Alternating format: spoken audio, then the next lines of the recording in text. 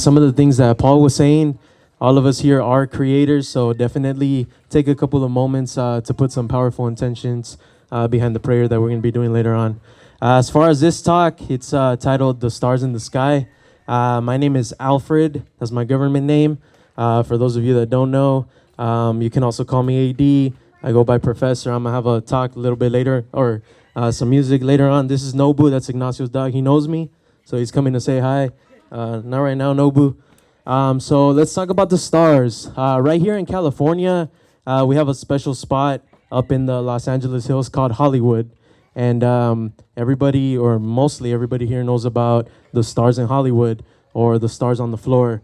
And even some of us that like sports, we know that when it comes down to sports, when we talk about the best of the best, we have the all-stars. Or in basketball, a lot of them, they call them superstars, the best ones. But we're not talking about any of those stars right now. We're talking about the stars in the sky. There's a proverb that I've heard before that goes, you see all the stars in the sky? That's all the ancestors that made it. But the darkness is all the ones that didn't. So going along with that, we can look at the graphics that we have here first. If anybody's looking at the circle, the reason we have the circle is because our solar system actually travels along something called the ecliptic. And on the ecliptic, we have 12 zodiac signs. And the word zodiac actually is related to zoology, animals. That's where that comes from. And then the word circle actually has a relationship with the word cycle. So that's going to come very important because we're going to talk about time as well. This has to do with time. So we can see the first circle, it gets divided in 12 into 30 degrees evenly, right? And it might be some coincidence that in our calendar, most of the months have about 30 days in degrees. There's a connection right there too. Another thing I forgot to say before I talked, do your own research. Don't believe anything that I say. Right here, just because I'm up here, it doesn't mean I'm a master, an expert. I'm still a student. I'm still learning. Got about like a year and a half, 2 years doing this. So that being said, let's continue. Let's look at the next circle on the side. That one has the zodiac depicted. The reason it's depicted in that manner is for those of you that are a little bit more familiar, we talk about the houses. So in astrology, we have three main things. We have the planets, which is what's happening. We have the signs, which is how it's happening. And then we have the houses, which is where it's happening. So each planet has a bit of an archetype. So we look at some of these names, right, that we have for the planets, like Mercury. Mercury is connected to Hermes. For anybody that knows a little bit about Greek mythology, Hermes, also in the Hercules movie, he had the little sandals with the wings. That's because he's the fastest god. So second to the moon, Mercury has the quickest orbit. So that's one of the reasons that, you know, this god Hermes is depicted in that way, personified in that way. Another thing as well is when it comes from the planets, right, besides the moon, you have the sun, and then the next planet is Mercury. So the sun doesn't directly, you know, give its light to the other planets, metaphorically speaking. It has to go through Mercury first. So Mercury is also known as a communicator because that's the first planet that comes after the sun. The sun's giving its message, what it has to communicate to Hermes, Mercury, and then from there, you can go on and communicate. If you flip to one of the other graphics, I think it's the third page, it has the planets, and it tells you a little bit about just like basic words that are associated with the planets. Kind of like Venus. They say Venus has to do with beauty, art, things of that nature. Mars is the god of war. So Mars is kind of how we go about and do action and get things done in the world. Let's see. I don't know about the other ones off the top of my head. I got them right here. For these that are out here, just come talk to me after. If you like them, you can keep them. I only have 8 though, so you're gonna have to convince me. Yeah, so let's move on to the next part. Where are we at? It's the planet, the signs, and the houses. Okay, so do you guys see the sine wave? There's a sine wave on one of the graphics. That's very important. So this sine wave, we can kind of use it to see how the year is going to start. Our year, the Gregorian calendar, starts in January. However, the astrological new year always corresponds with Passover, and Passover has to do with Easter, and that's always in the sign of Aries. I think it's the first or second Sunday after the sun passes over into Aries. So we begin at Aries, and we move into the next sign, which is going to be Taurus, and then the following sign is going to be Gemini, right? And just skipping a little bit, I'm not going to focus too much on these. I want you guys to look at Cancer. If you see on the graphic on the top, there's a line right there. The line is called the Tropic of Cancer, right? And the reason this is important is because this has to do with the sun's movement on the planet. This is particular to the northern hemisphere. On the southern hemisphere, it's going to be the opposite. But after we pass the spring equinox, right, the sun starts rising, and it gets to Cancer. If any of us have ever seen how crabs move, we'll notice that crabs have like a funny little walk. They kind of move sideways, right?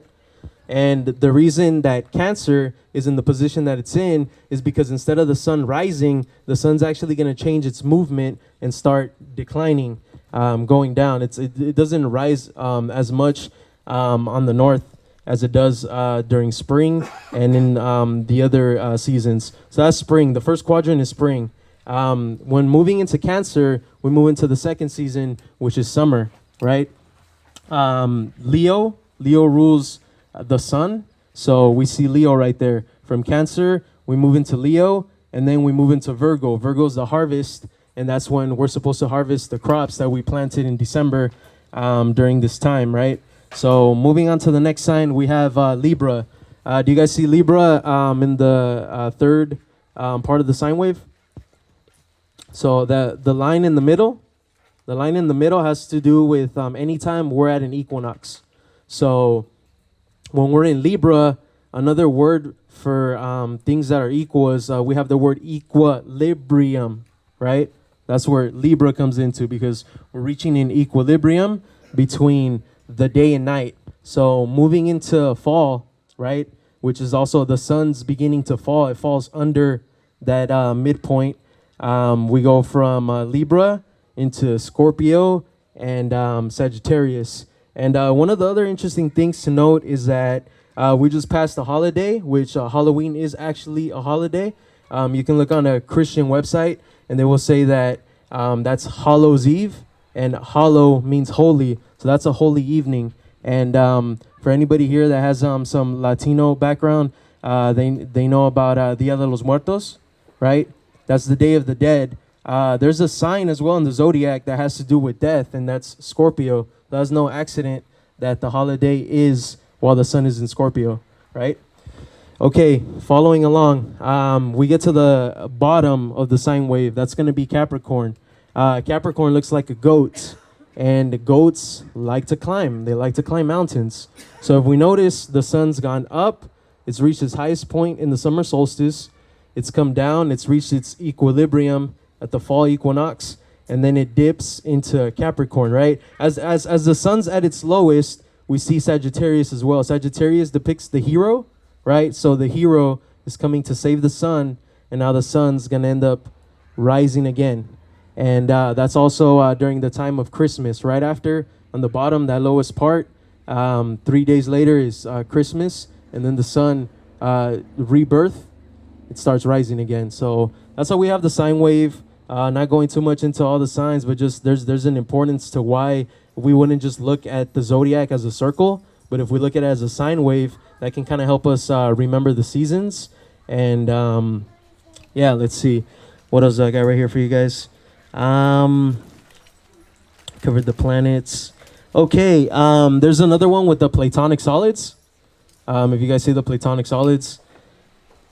To my brother with the green hat, if you flip one of the pages, it's on the backside. That one right there. All right, so the Platonic solids are actually going to be three-dimensional objects that have the same face on every side. and you can fit them perfectly. The corners are going to be touching a sphere if you fit them inside of a sphere. So one thing or one little association we can make is following the zodiac, we go Aries, Taurus, Gemini, Cancer. And then it repeats again as far as fire, earth, air, water. On that graphic, it's not depicted in that order, but if we look at it numerically, you can see on the caption on the bottom, we look at it numerically, the first one with 4 sides is going to be the tetrahedron. That one deals with fire, which is the first sign, right? Aries. Then we move into the second most, which is the hexahedron. Hexa is 6. So that's the earth sign, Aries, Taurus, right? Going after that one, we go into the octahedron. So 4, 6, 8. Octo is going to be for air. So the octahedron corresponds to air. We went Aries, Taurus, Gemini. And then lastly, we're going to have water. Water is going to be associated with the isosahedron, which is the last one. There's one right there that's not any of these 4 elements. That's going to be the dodecahedron, and that has to deal with the ether. We'll just leave that one to the side. That's part of you doing your own research, your own homework, if this interests you a little bit. Let's move on to the next part. Let's see. We're good. Let's see. Dance of the Planets. I believe that's going to be, should be on the second page underneath the Platonic solids. All of those patterns that you see there, it's actually planets interacting with each other. So I don't know all of those off the top of my head. The one I do know is Earth and Venus. I believe it's for every, the numbers are 5 and 8, which are Fibonacci numbers. But for every, I think it's either for every 8 years on Venus and 5 years on Earth. Them coming together, they're gonna form one of those patterns right there that has Earth and Venus. It actually they form like little stars or flowers. My bad, it's flowers actually that they form. And that's pretty interesting to see that some of the shapes that we have here for nature and other things here on the planet Earth, we can see it represented in the sky. And another interesting thing is, if you'll note in the movement, you kind of see this little like going forward and coming back. Kind of looks like this. Looks kind of like a cancer ribbon, right? I don't think that's an accident either. So that little part's actually the retrograde. You hear a lot about retrograde being something negative. Retrograde doesn't always have to be something negative. Retrograde can be being at one point, going back, and being at the same point, but now with a new perspective. So every one of those little, these little things here on the flower, the different patterns, that's actually a retrograde. So putting that out there for you guys. If you like any of those, you want to look into more of that. I believe those graphics, those animations are in the book, the Quadrivium, wooden books. And it should be in one of the parts about astrology at the end. But that's where I remember seeing it. Let's see. Okay, one more thing. So when it comes down to the zodiac, you hear a lot about horoscopes, right? So Horus, the sun god in Egypt, right, has to do with the sun. Looking only at the horoscope kind of takes away everything else about the zodiac, because when each of us are born, you kind of get defined like, oh, you're a Libra, you're a Leo, you're an Aquarius, you're a Scorpio, and a lot of us get these associations with only one sign, but that's only a fraction of who we are, because if we look back at this chart right here, there's a bunch of other planets and other placements that actually deal with, our communication style, right? Mercury is represented in 12 different ways. You can communicate like fiery, like an Aries. You can communicate diplomatically, like a Libra. You can communicate maybe Marvin Gaye. I don't know if he had Mercury and Scorpio. He might have with the sexual healing thing, but everyone has a different way of communicating, and we have 12 different representations. Going back to what I was saying, so everybody here has a birthday, right? And we only celebrate one day. I'm here to tell you, celebrate the whole season. Because from, let's say, do we have any Scorpios in the house today? Scorpios? Okay, so next sign. Any Sagittarius in the house? Huh? Happy birthday. Exactly. So for Scorpio season, that was from October 22nd to about November 21st. So I would say enjoy all of that time, because even though the sun's not at the degree, right? Your birthday deals more with the degree that the sun was at, because we have 30 degrees for each sign. On the zodiac, you actually have those whole 30 degrees that energy is resonating with you, right? But you have a bunch of other planets as well. So with the women here, right? You have a certain cycle, the menstrual cycle that deals with the moon. That's lunar. So that happens about every 28, 30 days. You also have a lunar return once a month. It's only about 2.5 days, right? It's not 30 like with the sun, but for 2.5 days, every month, the moon returns to the same sign that it was in when you were born. And it's interesting because it goes through phases. So maybe let's see, like right now that the sun is in Scorpio, we should be having a full moon in the opposite sign, which would be Taurus. If I'm wrong, you guys can bash me on that later, but it should be in Taurus, right?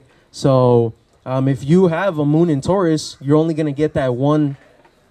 Oh boy, got a moon in Taurus right here. I think the full moon in Taurus should be coming up like in the next week or so, while it's still in Taurus. So for you, particularly once a year, you're going to have a full moon, and then once a year, you're going to have a new moon.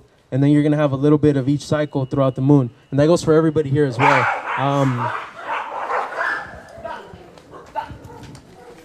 Technical difficulties. All right. So yeah, I'm here to tell you guys that don't just celebrate your birthday, which is your solar return. Celebrate all the returns. Last thing I'm going to talk about is talking about returns, right? So time, a lot of us have been taught as far as school goes, right? We have a timeline. We've been taught that time is linear, but now the new conversation is that time is actually cyclical, right? Going back to cycle, if you have a bicycle, right? It's 2 wheels, 2 circles. Tricycle, 3 wheels, 3 circles. So cycle and circle are related. So basically, your birthday is when the sun returns to the same sign it was in a year ago. And for these planets right here, right?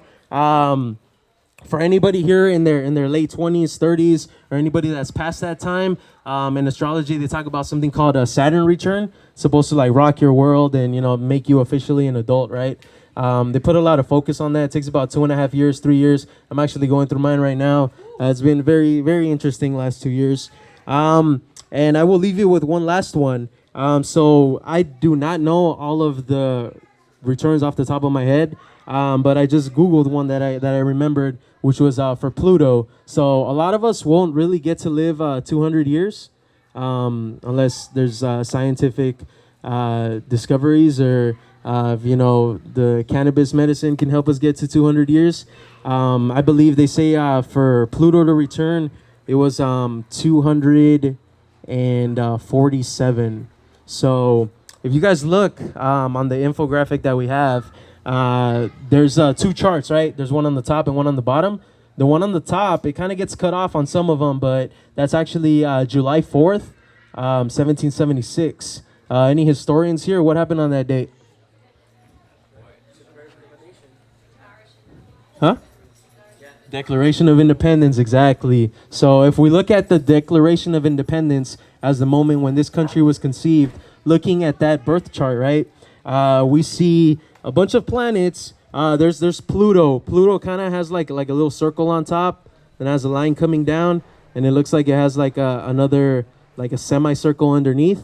For those of you that do know how Pluto looks, that's how it looks. It's in Capricorn. So if you do see it there, I should have worked on that. That's going to be on the next presentation. Actually, it's on the graphic right here. It tells you right there how Pluto looks. Nope, that's not how it looks on the thing. Okay. But yeah, so actually I have the paper too. So where's Capricorn? Capricorn, that's Aries, Taurus, Gemini, Libra, Scorpio, Sagittarius. Capricorn is this one right here. Right here where my finger's at. If you guys have the top one, right there, you'll see Pluto. Pluto, yeah, it is the P. What's going on with me? Yeah, it's the P right there. You guys can see Pluto and Scorpio. So we said it was about 247 years. If we add 247 to 1776, we're going to get 2023. So we're in 2021 right now. So if we look at our country, we're actually going through the Pluto return right now. We're in the same sign. We're getting to that degree. So we can see a lot of the mayhem and a lot of the madness that's going on. And I'm just going to leave you guys with that to think about that for a second. So it's not just us that get these returns. It's certain ideologies, countries, clubs, whatever the case may be. Everything, time is cyclical. And we're back at the point where this country started. So I'll leave the rest for questions. Any questions? Go ahead. I forgot to say that. So actually, I had heard about astrology maybe like a couple years ago. I didn't pay too much attention to it. And, I'm sure all of us have been there. We're on YouTube and videos just start popping up. One of the videos that popped up was about the midheaven. If you look at the chart, I didn't really go into this, but there's houses in astrology. The point up here, the one that says MC, that's something Koila. I need to memorize that. But the midheaven is supposed to tell you where you would be at in the public, right? What, like, kind of telling you which career would be best off of you based off of where the planets were when you were born. So I started looking into that. I started looking at the natal chart, and I just started watching, I don't know, like 80, 100, 200 hours of videos, and I'm here now. So, yeah. Go ahead.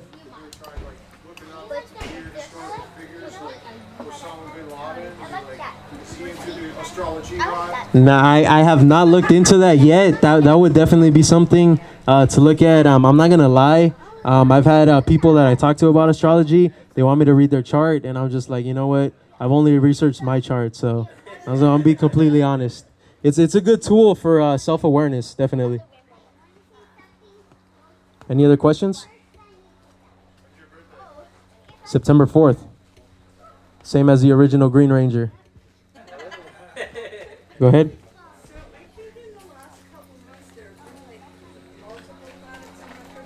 Yeah.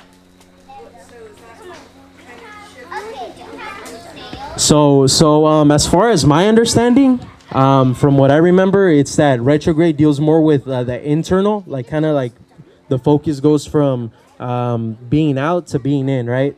So it's not so much that the planet's actually moving backwards. It's just with the different, with the different orbits. I forgot to say that too, is the reason, the thing that makes the planet special is that there's fixed stars in the sky that don't move, but the planets actually do move. So that's where the whole retrograde things comes from. It looks like it's going one way, and then if you were to keep looking at it every day during the retrograde, it looks like it's going backwards.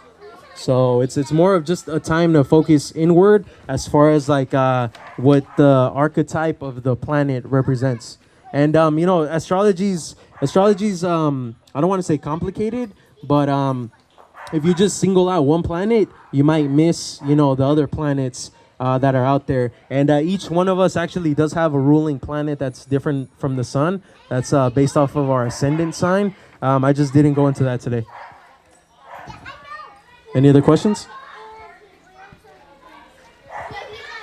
One more. They were what? I think they prefer being naked. All right. Thank you guys for your time. Appreciate it.